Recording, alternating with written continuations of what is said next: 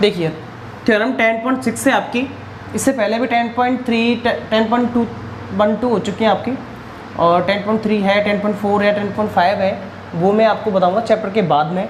अभी हम ले रहे हैं आपके 10.6 क्योंकि इस 10.2 में आपको ये सबसे ज़्यादा काम में आएगी। देखिए आपकी थ्योरम है 10.6, ये आपकी बहुत ही इम्पोर्टेंट थ्योरम है। त्रिभुज की माध्यिकाएं एक ही बिंदु से गुजरती हैं। त्रिभुज की जो माध्यिका होती हैं, मीडियंस जो होती हैं, वो एक ही पॉइंट पे आके काटती हैं, यानी कि एक ही पॉइंट से गुजरती हैं। त्रिभुज की माध्यिकाएं एक ही बिंदु से गुजरती हैं तथा यह बिंदु जहां ये तीनों माध्यिकाएं एक दूसरे को काटती हैं वो वाला बिंदु, तथा यह बिंदु इन माध्यिकाओं को 2:1 के अनुपात में विभाजित करता है। माना कि एक त्रिभुज है, ये मैं डायग्राम बना रहा हूँ, इधर एक त्रिभुज ले लिया मैंने, ये वाला ऐसे,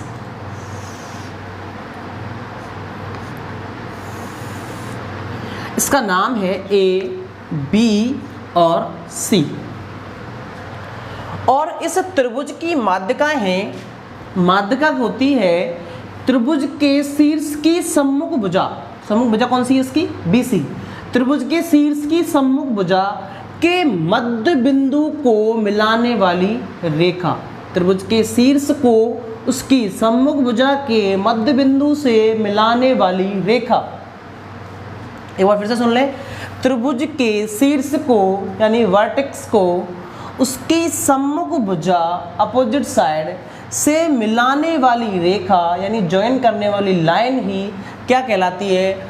माध्यिका यानी मीडियन। यानी इस ए बिंदु से अपोजिट भुजा, अपोजिट साइड कौन सी है? BC, इसका मध्य बिंदु है, इसका नाम दे दिया मैंने D।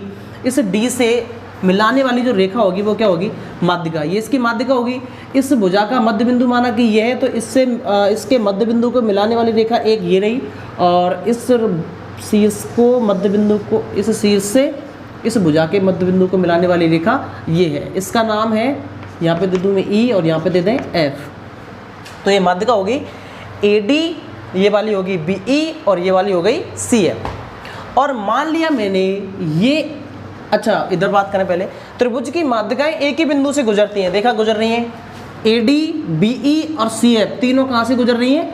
एक ही बिंदु पे, और इसका नाम दे दिया मैंने G। थोड़ा दिख नहीं होगा, साफ बड़ा बना देता हूँ। इसका नाम दे दिया मैंने यहाँ पे G, और ये तीनों माध्यिकाएं इस G बिंदु पर काट रही हैं, और ये G वाला बिंदु क्वेश्चन के हिसाब से इन माध्यिकाओं को 2:1 में डिवाइड करेगा। ये वाली तीनों माध्यिकाएं G बिंदु पर काट रही हैं, यानी एक ही बिंदु पर काट रही हैं, और ये कटा हुआ जो बिंदु है, बिंदु G, ये इन माध्यिकाओं को 2:1 यानी कि 2:1 में विभाजित करता है।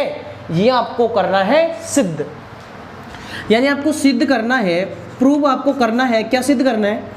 कि ये जो भुजाएं हैं इनका अनुपात कितना कितना है? 2:1। जैसे माना कि ये भुजा थी, ये जो माध्यिका थी आपकी AD, इस माध्यिका में इस AG का अनुपात है 2 और इस GD का अनुपात है 1।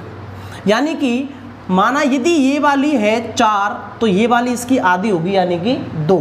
यदि ये वाली है 1 तो ये होगी 2। यदि ये वाली है 3 तो ये वाली होगी 6।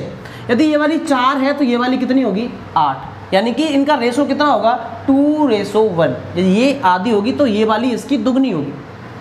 ये आपको प्रूव करना है, यानी कि सिद्ध करना आपको AG रेशो GD कितना होना चाहिए? 2:1। या फिर ये वाला ले लें, जैसे CG अनुपात GF ये कितना होना चाहिए? 2:1। अगला है BG अनुपात GE, ये भी कितना होना चाहिए? 2:1। तो यदि इन तीनों में से मैं कोई एक प्रूव कर लूँ तो बाकी भी कह देंगे इसी प्रकार वो भी हो जाएंगे 2:1 में। अब देखिए, अब ये कैसे पता करें 2 कौन सा है और 1 कौन सा है? देखिए जो रेखाएं, जैसे एक ये थी BE, तो इसकी आधी आधी बन गई, एक तो बन गई BG, एक बन गई GE। अब इसमें 2 वाला अनुपात कौन सा और 1 वाला अनुपात वाला कौन सा है? देखना, जो वर्टेक्स से यानी कि शीर्ष से निकल रही है, वर्टेक्स से, कोने से, उसका अनुपात होगा 2, और जो भुजा पे आ रही है उसका अनुपात होगा 1। ये सिर से निकल रही है इसका अनुपात 2, और जो भुजा की तरफ है उसका अनुपात 1। जो सिर से निकल रही है उसका अनुपात 2, और जो भुजा की तरफ है उसका अनुपात 1। तो देखिए AG रेशो GD, AG अनुपात 2 है, GD अनुपात 1 है। ऐसे देख लीजिए CG, कहाँ है CG सिर से निकल रही है, अनुपात कितना होगा 2। GF ये भी भुजा पे है, अनुपात कितना, ऐसे इसी प्रकार, यानी जो सिर से निकले वर्टेक्स से निकले उसका रेशो 2, और जो साइड पे आए उसका रेशो 1। अच्छा, अब हम बात करते हैं क्वेश्चन पर। ये तो हो गया अलग। अब ये आपको करना है प्रूव कि ये अनुपात इतना ही हो जाए, 2:1 होता है, और आपको ये निकाल के लाना है, प्रूव करना है। देखिए बहुत ज़्यादा आसान है, ऐसा कुछ नहीं है इसमें, बहुत सिंपल थ्योरम है, बहुत सिंपल है। देखिए ये तीनों माध्यिकाएं G बिंदु पर काट रही हैं, और G बिंदु ने इन माध्यिकाओं को 2:1 में डिवाइड कर दिया, और आपको सिद्ध करना है ये वाला इनका अनुपात कितना होगा सबका 2:1, ये आपको प्रूव करना है। कैसे करेंगे देखिए, सबसे पहले यहाँ पे अब मैं थोड़ा नीचे लिख लेता हूँ क्योंकि यहाँ पे थोड़ी ज़रूरत पड़ेगी, डायग्राम आपका आगे बढ़ेगा, तो मैं नीचे लिख लेता हूँ ये वाला। आपको सिद्ध करना था कि AG अनुपात GD इक्वल 2:1, और ऐसे BG अनुपात GE ये भी कितना होना चाहिए 2:1, और CG अनुपात कहाँ है CG अनुपात GF ये भी कितना होना चाहिए 2:1। देखिए कैसे प्रूव करेंगे इसको।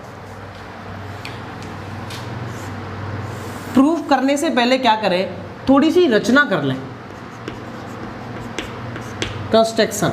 देखिए मैं क्या कर रहा हूं, यहां पे इस त्रिभुज की जो माध्यिका AD है, AD माध्यिका को मैंने थोड़ा सा आगे बढ़ा लिया है, थोड़ा सा आगे बढ़ा लिया, और कितना बढ़ाना है, इसको बढ़ाना इतना है ताकि मैंने यहाँ माना कि यहाँ पे कोई बिंदु बढ़ाने के बाद यहाँ पे इतना बढ़ा लिया मैंने, और बढ़ाने के बाद इसका नाम दे दिया ABCDEFGH दे दिया। आप चाहे तो कुछ और दे सकते हैं, ये H दे दिया मैंने यहाँ पे।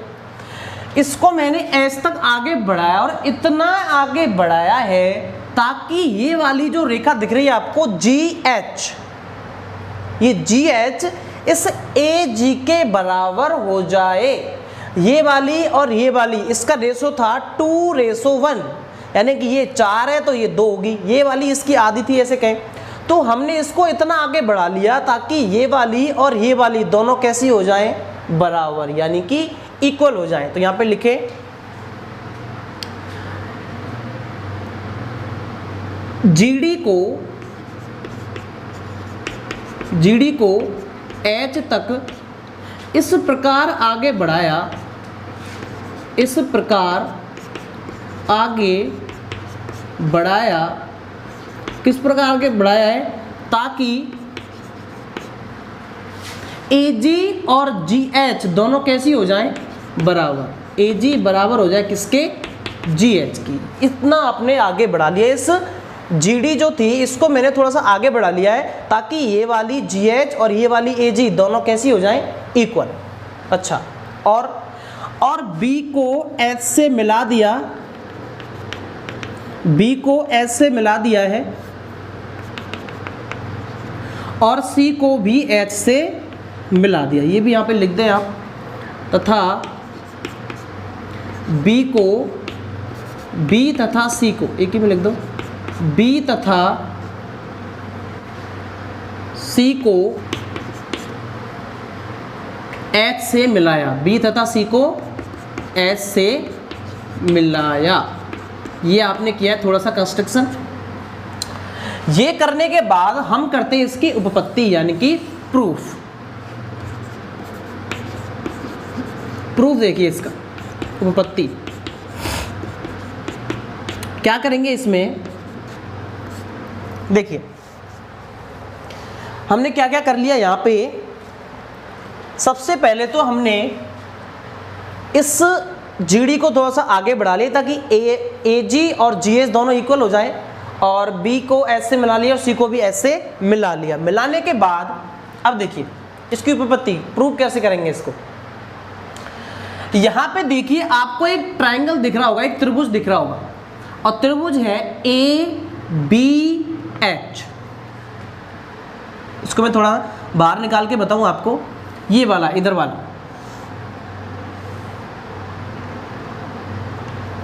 ये वाला आपका दिख रहा होगा।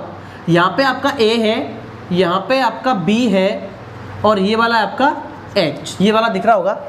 ये वाला त्रिभुज मैंने थोड़ी देर के लिए अलग निकाल लिया। कौन सा? ABH, इन ट्राइंगल ABH, यानी कि त्रिभुज ABH में निकालिए। ABH निकालने के बाद ये बताइए F क्या है। F क्या है इस त्रिभुज में? F था इस त्रिभुज की, ये माध्यिका कौन सी थी? CF। ये CF माध्यिका थी, और माध्यिका सम्मुख भुजा के मध्य बिंदु को मिलाती है। माध्यिका सम्मुख भुजा के मध्य बिंदु को शीर्ष से मिलाती है। तो ये वाला जो F बिंदु है, ये इस AB का क्या हो गया? मध्य बिंदु। और AB भुजा इस त्रिभुज में भी आ रही है। इसका मतलब इस त्रिभुज में F AB का है मिड पॉइंट, यानी कि मध्य बिंदु है। F क्या है? F AB का मध्य बिंदु है। अच्छा बताइए इस त्रिभुज में G क्या है? क्योंकि ये त्रिभुज है ABH, इसकी बात हो रही है ABH की, A B और H, इसकी बात हो रही है। इस त्रिभुज में ये G क्या है? G, अच्छा बताइए AG और GH दोनों कैसी थी? इक्वल। AG और GH दोनों इक्वल है, इसके हिसाब से AG और GH इक्वल है। अब दोनों इक्वल हैं, तो ये वाला पॉइंट कैसा पॉइंट हो गया? मध्य बिंदु। माना कि एक लाइन ऐसे है और ये यहाँ से लेके यहाँ तक और यहाँ से लेके यहाँ तक बराबर है, इक्वल है, तो ये वाला कैसा बिंदु हो जाएगा? मध्य बिंदु, यानी कि मिड पॉइंट।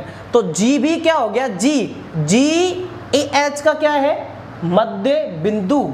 GAH का है मध्य बिंदु। अच्छा, F इस त्रिभुज ABH में F इस AB का मध्य बिंदु है और G इस AH का मध्य बिंदु है। और बताइए किसी त्रिभुज में दो भुजाओं के मध्य बिंदुओं को मिलाने वाली रेखा, माना कि एक त्रिभुज है ये वाला, इस त्रिभुज में माना कि ये वाली भुजा इसका मध्य बिंदु ये है और ये वाली भुजा इसका मध्य बिंदु ये है, और मध्य बिंदुओं को मिलाने वाली जो रेखा होती है, मध्य बिंदुओं को मिलाने वाली रेखा, वो जो तीसरी रेखा रह गई उसके होती है समांतर, पैरेलल।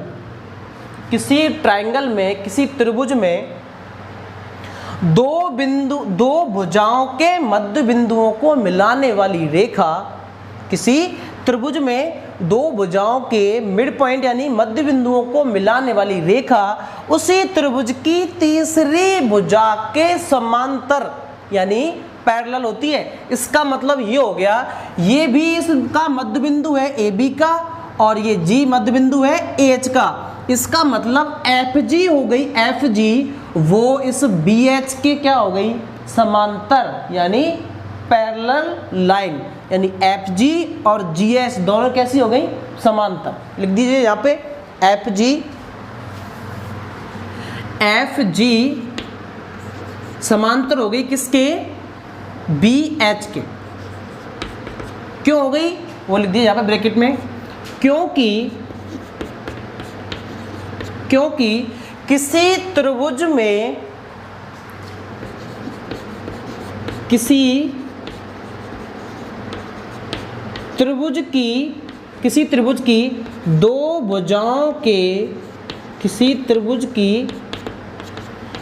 भुजाओं के मध्य बिंदुओं को मिलाने वाली रेखा, मध्य बिंदुओं को मिलाने वाली रेखा तीसरी रेखा के तीसरी रेखा के कैसी होती है, समांतर, यानी पैरेलल, समांतर होती है। ये वाली ब्रैकेट में क्लोज कर दीजिए। यानी FG और BH दोनों कैसी हो गई, समांतर, पैरेलल। क्यों हो गई, क्योंकि किसी त्रिभुज में उसकी दो भुजाओं के मध्य बिंदुओं को मिलाने वाली रेखा उसी त्रिभुज की तीसरी भुजा के समांतर होती है। इसका मतलब ये वाली और ये वाली दोनों कैसी हो गई, समांतर। अच्छा एक चीज बताइए, यहाँ पे ये वाली समांतर है, इसके दोनों समांतर हो गई, और ये वाली भुजा जो है GC आपको दिख रही होगी, GC, ये इस FG का ही आगे का पार्ट है। जैसे माना कि एक रेखा ये है और एक रेखा ये है, माना कि ये इस रेखा के दो पार्ट हैं, ये वाली और यहाँ से लेके यहाँ तक ये वाली दोनों समांतर हैं, तो ये वाली और ये वाली एक दूसरे के समांतर होंगी, नहीं होंगी। समांतर का मतलब होता है, पैरेलल का मतलब ये होता है इन दोनों को आगे बढ़ाने पर एक दूसरे को काटनी नहीं चाहिए।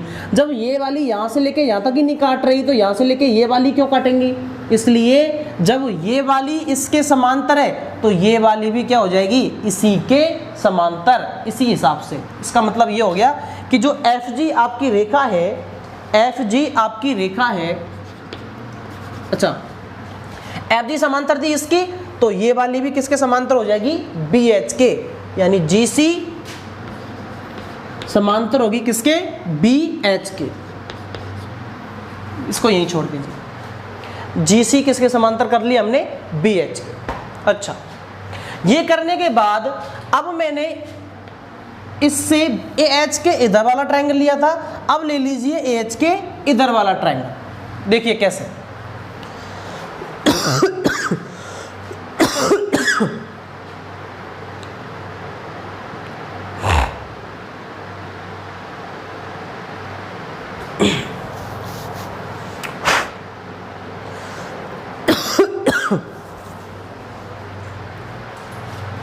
अब हम ले रहे हैं आपका ट्रायंगल, इन ट्रायंगल कौन सा, ACH,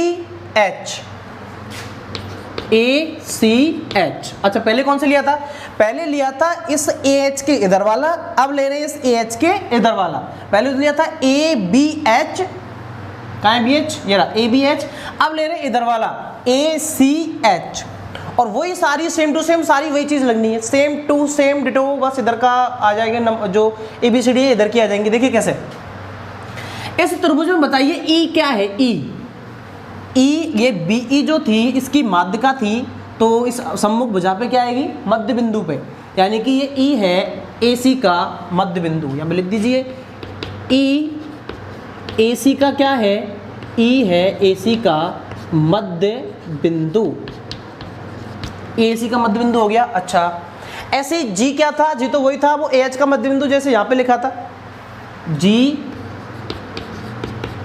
AH का है मध्य बिंदु, G AH का मध्य बिंदु हो गया। अच्छा E AC का मध्य बिंदु हो गया और G AH का मध्य बिंदु हो गया। तो सेम टू सेम इसी के हिसाब से जब किसी त्रिभुज में दो भुजाओं के मध्य बिंदु हो गए, तो उन दोनों को जो मिलाने वाली रेखा होगी वो इस तीसरी रेखा के कैसी होगी, समांतर, यानी पैरेलल। इसका मतलब ये भी मध्य बिंदु है इस वाले त्रिभुज का, और ये भी मध्य बिंदु है इस वाली भुजा का, और ये मध्य बिंदु था इस वाली भुजा का। तो इस दोनों भुजाओं के मध्य बिंदुओं को मिलाने वाली रेखा कौन सी, GE समांतर होगी इसी त्रिभुज की तीसरी भुजा की। तीसरी भुजा कौन सी है, CH के, यानी GE पैरेलल होगी किसके, CH की। GE पैरेलल होगी CH की। क्यों, क्योंकि ये वाली चीज आपको सेम लिखना चाहो तो लिख सकते हो, वरना आप एक बार यहाँ लिख चुके हैं तो आप दोबारा लिखने की जरूरत नहीं है। अब लिख देंगे तो भी कोई दिक्कत नहीं, क्योंकि इस त्रिभुज में दो भुजाओं के मध्य बिंदु हैं, इन दोनों को मिलाने वाली रेखा तीसरी रेखा के होगी समांतर। अच्छा बताइए, जब ये वाली और ये वाली समांतर हैं तो ये वाली और ये वाली भी कैसी होंगी, समांतर, यानी पैरेलल। क्यों, क्योंकि ये वाला जो रेखा, ये वाली जो रेखा है BG, वो इस GE का ही आगे का पार्ट है। तो जब ये वाली और ये वाली समांतर है तो ये वाली भी कैसी होंगी, समांतर। सेम प्रोसेस बताया था मैंने अभी यहाँ पे। इसका मतलब ये कह सकते हैं कि BG किसके समांतर है, CH के। BG समांतर है किसके, CH के।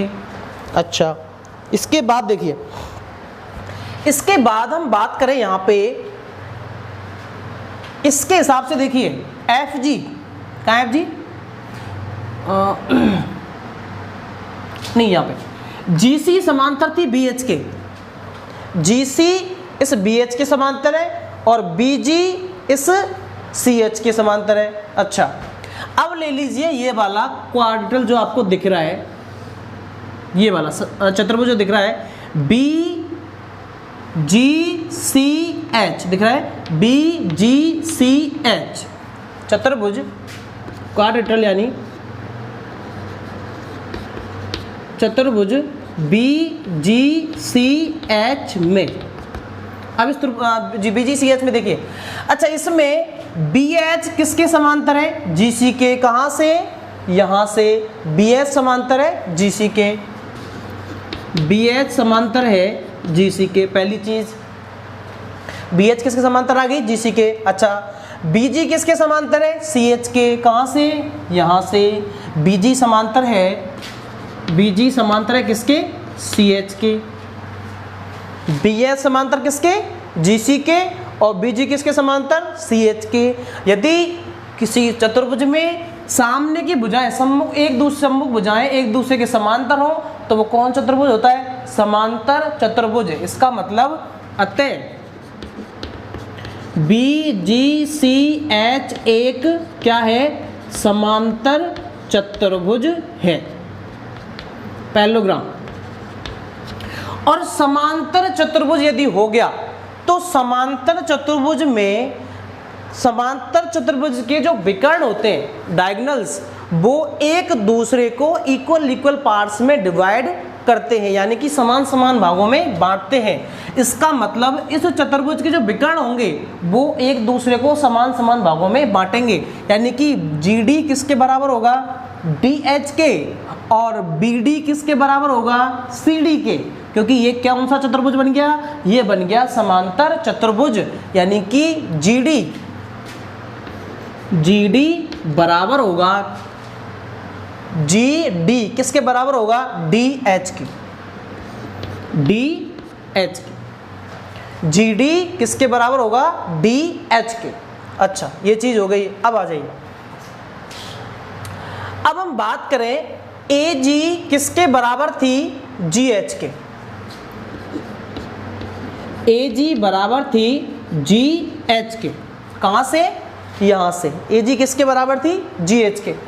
और जी एच को हम क्या लिख सकते हैं, जी एच को हम लिख सकते हैं G D plus D H, A G को ए जी रहने दिया, और जी एच को लिख सकते हैं हम, जी एच यहां से लेके यहां तक इसको लिख सकते हैं G D plus D H, जी डी प्लस डी एच, यानी कि यहां से लेके यहां तक प्लस यहां से लेके यहां तक। अच्छा, ए जी इक्वल, और जी डी को तो जी डी रहने दिया, यहां पे जी D plus D H, D H और जी डी दोनों कैसी हैं, इक्वल, यानी कि ये वाली और ये वाली कैसी हैं, दोनों इक्वल। अब हमें क्या करना है, डॉटेड जो लिए ये तो हमने मान ली थी अपनी तरफ से, इसको हमें हटाना है, तो डी एच की जगह पे क्या रख सकते हैं, जी डी, क्यों, क्योंकि दोनों कैसी हैं, बराबर, जी डी और डी एच की दोनों कैसी आई थी, इक्वल, तो इसकी जगह पे भी हम क्या रख सकते हैं, जी डी, और जी डी कितनी जी डी हो गए,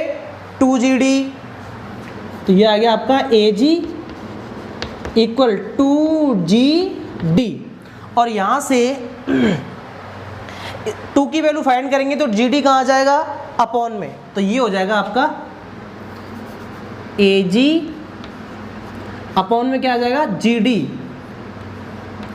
इक्वल में क्या बच गया, 2, अपॉन में 1 कुछ नहीं है तो क्या ले सकते हैं, 1, यानी कि ए जी अनुपात जी डी कितना आ गया, 2:1, अपॉन को इसको ऐसे भी लिख सकते हैं अपॉन में। इसका मतलब कौन सा प्रूव हो गया, ये वाला, ए जी अनुपात जी डी इक्वल कितना आ गया, 2:1। यहाँ पे यह आया था ए जी अपॉन जी डी, इसको ए जी अपॉन जी डी को इसको ऐसे भी लिख सकते हैं, ए जी अनुपात जी डी, तो ए जी अनुपात जी डी बराबर 2/1 को क्या लिख सकते हैं, 2:1, और ये आपका क्या हो चुका है, सिद्ध। अब लिख देंगे आगे, इसी प्रकार मैं ये वाला सिद्ध वाला मिटा रहा हूं, मैं इसको इसी में दे रहा हूं, यहाँ पे ये जो आया है यहाँ पे सिद्ध को हटा दिया मैंने, और उसकी स्टेप के बाद ये वाला स्टेप है कि हमें AG अपॉन GD, इसको लिख सकते हैं AG अनुपात GD, और ये कितना आ गया 2:1। अब लिख देंगे इसी प्रकार, सिमिलरली इसी प्रकार BG अनुपात G, ये भी कितना हो जाएगा इतना, और ये भी कितना हो जाएगा इतना। क्यों? क्योंकि यदि ये वाली साइड आगे बढ़ा देंगे तो इधर वाला निकल के आ जाएंगे, और ये वाली आगे बढ़ा देंगे जैसे यहाँ पे बढ़ाई तो इधर वाले निकल के आ जाएंगे। तो वही चीज़ है सेम। तो ये आपकी प्रूव हो चुकी है। क्या था कि एक त्रिभुज में जो माध्यिका होती है वो एक ही बिंदु पर काटती है G पर, बाकी में G पर काट रही है, और एक दूसरे को 2:1 में डिवाइड कर रही है। और ये हमने डिवाइड कर लिया, फाइंड कर लिया कि एक दूसरे को 2:1 में ही डिवाइड कर रही है। तो ये हो गई आपकी थ्योरम 10.6।